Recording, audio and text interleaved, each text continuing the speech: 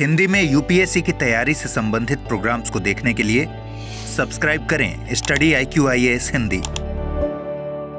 नमस्कार दोस्तों, स्वागत है आप लोगों का। मेरा नाम है गौरव शर्मा। आज मैं नहीं बोल रहा हूँ, इस देश का किसान बोल रहा है। आप मेरे पीछे एक इमेज को देख रहे होंगे। इस देश में अगर सबसे ज़्यादा परेशान कोई है तो वो किसान है।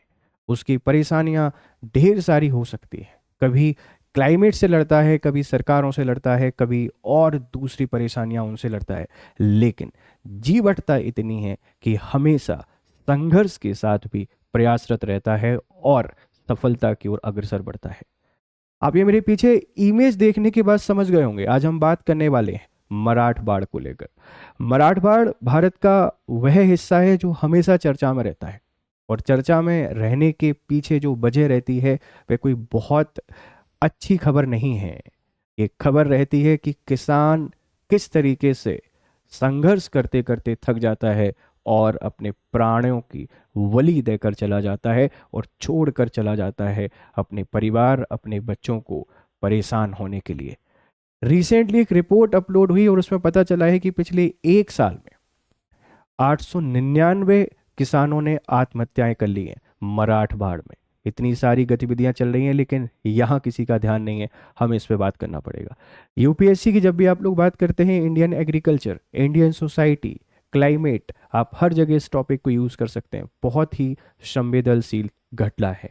इन घटनाओं को सुनकर लगता है हम कहाँ जा रहे हैं, किस तरफ खड़े हैं, इन समस्याओं के समाधान कैसे निकलेंगे। आप लोगों का स्वागत है। मेरा नाम है गौरव शर्मा। चलिए समझने की कोशिश करते हैं इस पूरी कहानी को और इन किसानों की दर्द और परेशानी को।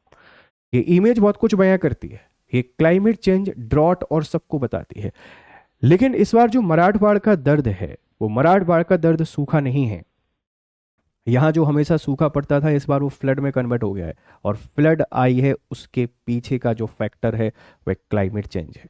और क्लाइमेट चेंज के लिए हम हर कोई इक्वली रिस्पॉन्सिबल है। चलिए समझते हैं इस पूरी घटना को। आप सबसे पहले अगर इन क्लासेस के नोट्स चाहते हैं तो इस टेलीग्राम चैनल को ज्वाइन कर लीजिए।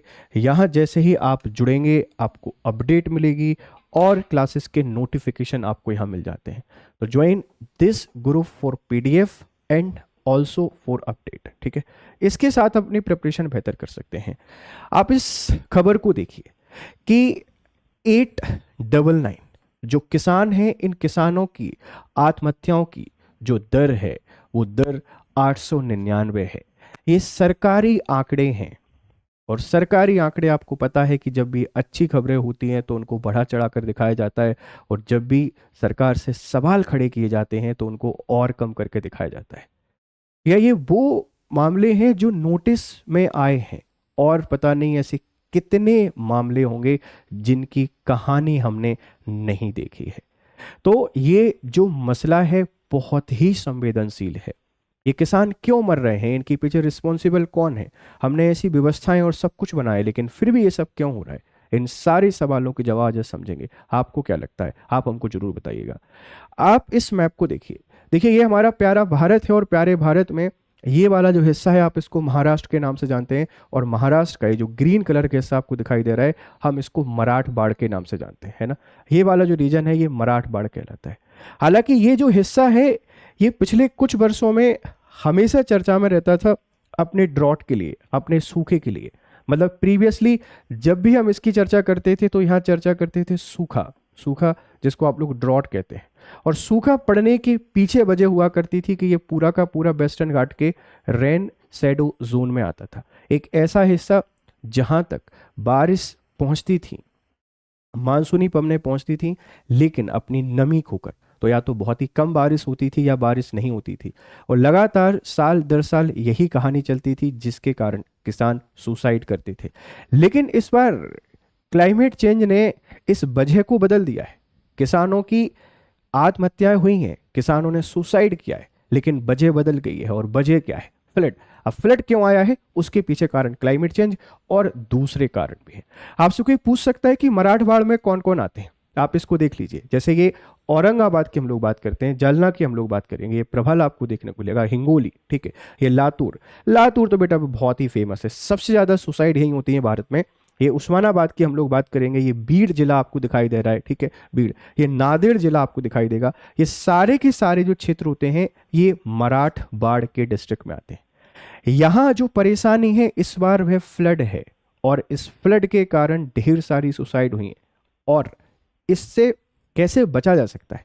पहले सूखे से परेशान थे, अब फ्लड से परेशान है, परेशानी खत्म नहीं हो रही है। एक बात ध्यान रखिए, मेरा हमेशा से मानना है, आप कुछ भी कर रहे हैं, परेशानियां कितनी भी हैं, लेकिन गिव अप नहीं करना है। बहुत घोर मुश्किल परिस्थितियां होती हैं।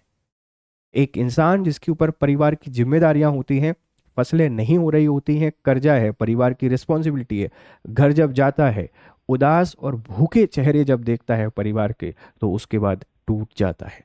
टूटना नहीं है, यहाँ भी संयम बनाए रखना है, क्योंकि आप जब चले जाओगे तो आपकी परेशानी तो खत्म हो जाएगी, लेकिन इनकी परेशानी कभी खत्म नहीं होने वाली है। तो अपनी छोटी सी परेशानी को खत्म करने के लिए ना खत्म होने वाली जीवन भर की परेशानी अपने परिवार को देकर कभी नहीं जाए। ये किसानों के लिए नहीं है, ये सबके लिए है। आप तैयारी कर रहे हैं, आप यूपीएससी को प्रिपेयर कर रहे हैं, विपरीत समय आता है, सिलेक्शन नहीं होता है, बार बार रिजेक्शन देखने को मिलते हैं, लेकिन कभी भी सुसाइड नहीं करना है, बने रहना है, चलते रहना है इस सफर पर। एक दिन ये सफर भी आपका होगा और ये मंजिलें भी आपकी होंगी, ध्यान रखिएगा। तो मराठवाड़ में कौन कौन से हिस्से आते हैं, ये चर्चा में क्यों रहता था, इस बार चर्चा में क्यों है, आप इस बात को समझ गए होंगे। अब देखो, मराठवाड़ा क्षेत्र महाराष्ट्र में जनवरी से लेके अक्टूबर 2025 तक, ये आप देखेंगे 8 ही महीने हुए हैं, मैं तो 1 साल की आपसे बात कर रहा था। लगभग 899 किसानों ने आत्महत्या की है और 537 आत्महत्याएं केवल 6 महीनों में हुई हैं, जबकि अत्यधिक बारिश और बाढ़ ने फसलों को व्यापक नुकसान पहुंचाया है। मराठवाड़ा है, इसमें कौन आते हैं? छत्रपति संभाजी नगर, जालना, परभणी, हिंगोली, नांदेड़, बीड़, लातूर और धाराशिव, ये सारे के सारे जिले इस मराठवाड़ में आते हैं। तो मराठवाड़ में कौन कौन से जिले आते हैं, इस तरीके से क्वेश्चन आपसे कोई पूछ सकता है। मराठवाड़ क्यों चर्चा में है? हमेशा सूखा के लिए चर्चा में रहता था, इस बार फ्लड और एक्सट्रीम रेनफॉल के लिए है। ये एक मैसेज है कि क्लाइमेट को हमने पूरे तरीके से बदल कर रख दिया है। जहाँ कभी सूखा पड़ता था वहाँ बाढ़ आ रहा है, जहाँ कभी बाढ़ आती थी वहाँ सूखा आ रहा है। बहुत ही क्लाइमेट के डिजास्टर के दौर में हम लोग गुजर रहे हैं। संकट के कारण क्या है? प्राकृतिक कारण, रीजन फॉर फार्मर्स डिस्ट्रेस। देखो, सबसे पहले हम लोग बात कर रहे हैं अत्यधिक वर्षा और बाढ़ की। फसलें बर्बाद हुई, फल बागानों का भारी नुकसान हुआ, जैसे केला बागान। 1300 घर क्षतिग्रस्त हुए, 357 पशु मृत हुए, 12 लोगों की मृत्यु। मतलब पहला जो कारण है वह फ्लड है। फ्लड आया, किसानों के साथ बड़ी तकलीफ है, बेचारे क्या करें। कम बारिश हो तो फसलें बर्बाद, ज़्यादा बारिश हो तो फसलें बर्बाद, और लगातार हो तो किसान बर्बाद, और उसी बर्बादी में जीवन को बर्बाद कर देते हैं। आर्थिक कारण क्या है?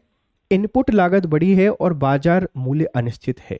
ये बात हमको याद रखना पड़ेगा। लागत बढ़ने लगी है और मार्केट प्राइस में इनस्टेबिलिटी रहती है। जैसे सरकार को भावांतर भुगतान जैसी स्कीम यहाँ पर इम्प्लीमेंट करनी चाहिए। अगर आप भावांतर भुगतान को इम्प्लीमेंट कर दोगे ऑल ओवर द इंडिया, तो किसानों को फिर बचाया जा सकता है। नहीं तो किसान इसी तरीके से जाते रहेंगे, परिवार बिछड़ते रहेंगे और परेशान होते रहेंगे। हम कितना भी विश्वगुरु बनने की बात कर लें, इस समस्या का समाधान हमको खोजना पड़ेगा। फसल का नुकसान, लेकिन मुआवजा बहुत कम है। उदाहरण, 100 टन केले की फसल का लागत मूल्य लगभग 25,000 टन। ठीक है, मूल गणना 25,000 प्रति टन, लगभग 25 लाख। बाढ़ के बाद मुआवजा केवल 25,000। मतलब जितना खर्चा आ रहा है उसका 10-15% भी मुआवजा नहीं मिल रहा है किसानों को। कितनी हालत खराब होनी चाहिए। ठीक है, सामाजिक मानसिक कारण, लगातार प्राकृतिक आपदाओं से मानसिक तनाव, किसानों में पूर्ण निराशा की भावना। जब लगातार फसलें खराब होती हैं, कुछ नहीं कर पाते हैं, परिवार के लिए, बच्चों के लिए, खुद के लिए नेगेटिविटी आ जाती है, स्ट्रेस आ जाता है। इसी के साथ में जिन लोगों से लोन लिया हुआ है, ऋण लिया हुआ है, उनका भी दबाव है, उनको पैसा चाहिए। लोन देने वाले लोगों के अंदर आत्माएं नहीं होती, इंसान नहीं होता, सिर्फ और सिर्फ पैसा होता है। उस दबाव के कारण भी सुसाइड कर लेते हैं। तो प्राकृतिक कारण हैं, इकोनॉमिक कॉज भी इसके पीछे है, सोशल कॉज भी है। हम बात नहीं कर रहे हैं, हम मेंटल हेल्थ की बात नहीं कर रहे हैं। हम पुरुष को एक पत्थर की तरह मान लिया है, भाई मान रहे हैं, उसके पास भी दिल है, उसके पास भी मन है, वो भी रो सकता है, परेशान हो सकता है।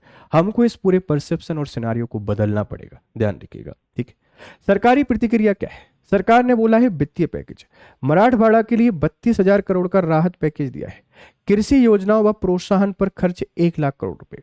यह कृषि विभाग के वार्षिक बजट के 23,000 करोड़ से कहीं अधिक है। सरकार बोल रही है कि हम प्रयास कर रहे हैं।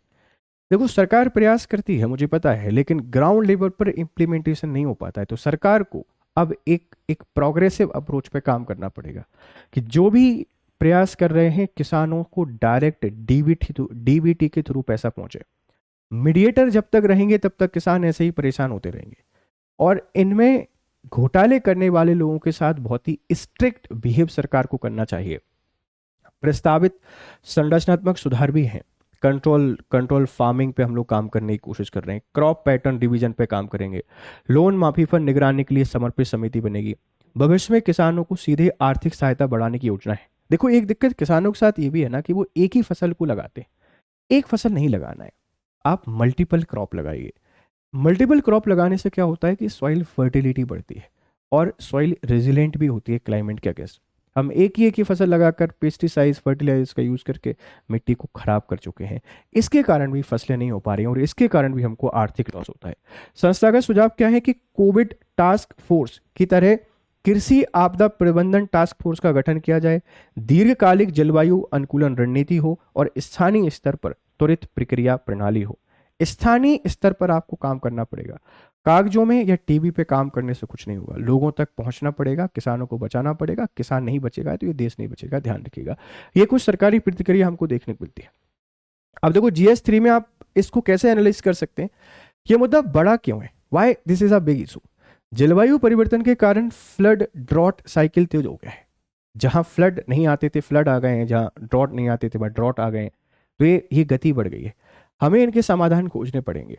ऐसी फसलें, ऐसी बीज तैयार करने पड़ेंगे जो इनसे लड़ सकें, इनसे फाइट कर सकें, तभी किसान बच पाएगा। खेती का असंतुलित जोखिम है। अगर खेती नहीं होगी तो पूरी इकोनॉमिक क्राइसिस हमको देखने को मिलेगा। बीमा व मुआवजा तंत्र की सीमाएं हैं, ये लिमिटेशन इनकी है। लिमिटेशन होने के बाद भी वो और लिमिट में काम करते हैं। काम ही नहीं करते हैं तो लिमिटेशन कहाँ से काम करेंगे। मानसून पर अत्यधिक निर्भरता है। हमको इरिगेशन प्रोजेक्ट्स पे काम करना पड़ेगा ताकि ये मानसून पर डिपेंडेंसी हमारी कम हो सके।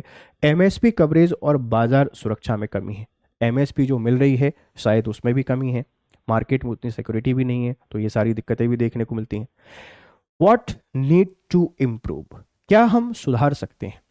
सबसे पहले जल प्रबंधन संरचना का सुदृढ़ीकरण हमको करना चाहिए। Ground water harvesting system, rain water harvesting system, catch the rain जैसे इनिशिएटिव लेके आना पड़ेगा। ड्रेनेज सिस्टम को बेहतर बनाने पड़ेंगे। डैम बनाने पड़ेंगे कि अगर ज़्यादा पानी आता है तो भी पानी को कंट्रोल कर सकें, कम पानी आता है तो उस डैम के पानी को हम यूज़ करें इरिगेशन के लिए। तो वाटर मैनेजमेंट पे काम करना पड़ेगा। फसल बीमा योजना की प्रभावशीलता और कवरेज। देखिए, फसल बीमा योजना अच्छी है पर ग्राउंड लेवल पर इम्प्लीमेंटेशन में अभी भी परेशानियां हैं। इस बात को हमको समझना पड़ेगा। उसको तत्काल प्रभाव से एक फ्लेक्सिव स्कीम के तौर पर लागू करना चाहिए कि इसमें कमी मतलब आपकी नौकरी गई, आपकी जॉब गई। MSP को कानूनी दर्जा देने पर बहस, मतलब ये MSP को कानूनी दर्जा दिया जा सकता है ताकि क्लाइमेट चेंज से किसानों को बचा सकें, किसानों को संरक्षण मिल सके। क्लाइमेट रिजिलिएंट क्रॉप को बढ़ावा देना पड़ेगा। ये तो बहुत जरूरी चीज़ है। अगर हम फसलें ऐसी बना देंगे जो लड़ सकें जलवायु से तो फिर किसानों के सामने संकट नहीं है। ग्रामीण वित्तीय सेवाओं की पहुंच को बढ़ाना पड़ेगा। कृषि काउंसलिंग और मानसिक स्वास्थ्य ढांचा हमको बढ़ाना पड़ेगा। आपदा के बाद रैपिड कंपनसेशन सिस्टम भी बनाना पड़ेगा। ये सारी चीज़ें करके आप इन समस्याओं से बच सकते हैं, नहीं तो समस्याएं बहुत गंभीर हैं और बहुत गंभीर इनके नुकसान हमको देखने को मिलेंगे, ध्यान रखिएगा, ठीक है। ये मराठवाड़ा किसान आत्महत्या संकट आप लोग देख रहे हैं। पेपर बन सकता है GS3 में एक क्वेश्चन मेंस में कि मराठवाड़ा क्षेत्र में बढ़ती किसान आत्महत्याओं के कारणों का विश्लेषण करें और इस समस्या की दीर्घकालिक समाधान सुझाएं। आप इस तरीके से इसको आंसर को लिख सकते हैं। परिचय, प्राकृतिक, आर्थिक, संस्थागत कारण, प्रभाव, सरकार के कदम, कमियां और आगे का रास्ता। आप इस फॉर्मेट में इसका आंसर राइटिंग करेंगे तो ठीक ठाक मार्क्स आपको यहाँ पर मिल जाएंगे, ध्यान रखिएगा। आप अगर प्रीलिम्स 2026 की तैयारी कर रहे हैं तो हमारा ये SIP एक कोर्स है, सक्सेस इन प्रीलिम्स। इसकी जो लास्ट डेट थी 20 नवंबर थी। आज शायद अगर इसमें हो रहा हो तो प्लीज़ एक बार चेक करिएगा। GRS लाइव कोड के थ्रू आप इसमें जुड़ सकते हैं अपनी तैयारी को बेहतर करने के लिए। आपके लिए फ्लैगशिप सेल है। आप तैयारी कर रहे हैं यूपीएससी आईएएस 2027 की सामान्य अध्ययन बैच आपको चाहिए तो प्रतिज्ञा प्लस हमारा फाउंडेशन बैच है, आप सबको पता है ये लोएस्ट प्राइस एवर में आपको मिल रहा है। लोएस्ट प्राइस एवर में इसकी प्राइस क्या है? 16,999 रुपये। ये नंबर है, आप इस नंबर पर कॉल करके बात कर सकते हैं। याद रखिएगा GRS लाइव, आप इस कोड के थ्रू जुड़िए और इस कोड के थ्रू आप मैक्सिमम डिस्काउंट यहाँ पे ले सकते हैं अपनी 2027 की प्रिपरेशन के लिए। आज अंतिम तिथि है, today is the last date of this flash sale. तो इसमें एनरोल जरूर करिए 2027 की तैयारी कर रहे हैं तो, और 2028 की आप तैयारी कर रहे हैं तो ये पूरा आपको 30,999 रुपये में मिल रहा है इस सेल के अंतर्गत। इवनिंग बैच है 21 नवंबर, यानी आज ये सेल एंड हो रही है, इसमें एनरोल कर लीजिए। ये भी आपको लोएस्ट प्राइस एवर, सारी चीजें इसमें मिल रही हैं। 2028 की तैयारी, सामान्य अध्ययन, बहुत शानदार तरीके से तैयारी हो सकती है। पूरा जीएस का कवरेज है, आंसर राइटिंग है, प्रैक्टिस है, एमसीक्यू है, यू विल फाइंड एवरीथिंग। तो एनरोल इन दीज कोर्सेज और आपकी प्रिपरेशन को बेहतर कीजिए। और आपको अगर पीडीएफ चाहिए तो इस ग्रुप में जुड़िए और मेरे साथ अपनी प्रिपरेशन को बेहतर कीजिए। आपके वैल्यूएबल फीडबैक हमको जरूर दीजिएगा। Have a nice time, good day to all. Hindi में यूपीएससी की तैयारी से संबंधित प्रोग्राम्स को देखने के लिए सब्सक्राइब करें स्टडी IQ IAS हिंदी।